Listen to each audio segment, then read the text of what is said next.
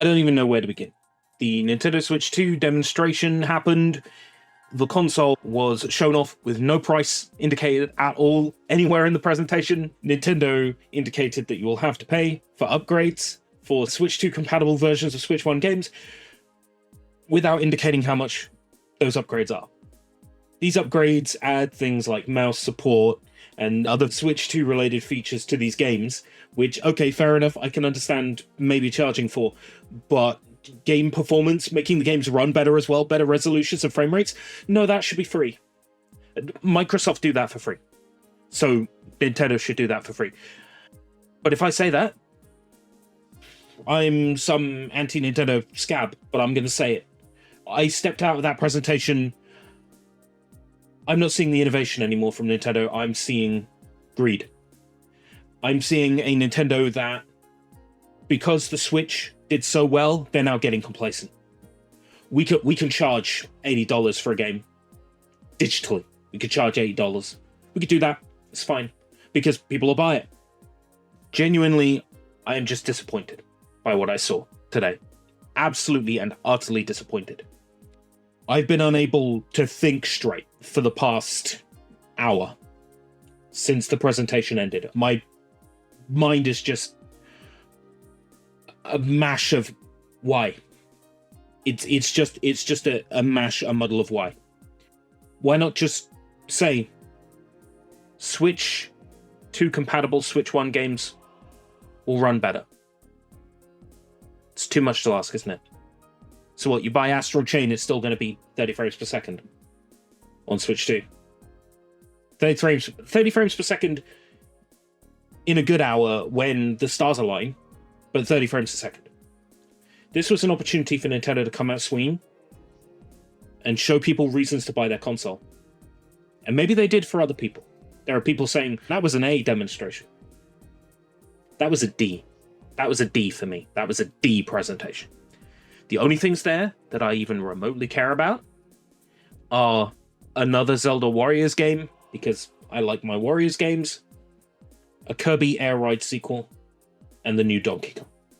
That's it. Those are the only things that interest me. Everything else there is a game that's already out. A game we already knew about. A Switch 2 exclusive upgrade, which there's no official word yet. At the time I'm recording, there's no official word yet whether the Yakuza 0 upgrade will be on anything but Switch 2. Oh well, I guess I won't buy it. I'm not going to buy Switch 2. Switch 2 is going to be, what, £400? It's too much. It's too expensive. There's no justification. There is no world in which there is a justification for that console to be $400 plus upgrades for existing games you already bought brand new. We just had the reveal that if you have Nintendo Switch Online plus expansion pack, you get the Tears of the Kingdom Switch 2 upgrade, and you get the Breath of the Wild Switch 2 upgrade for free. It shouldn't be just them. It should be every Switch 2 upgrade for a Switch 1 game should be on NSO Plus. If that was on NSO Plus, I would consider that valid. I would consider that a good use.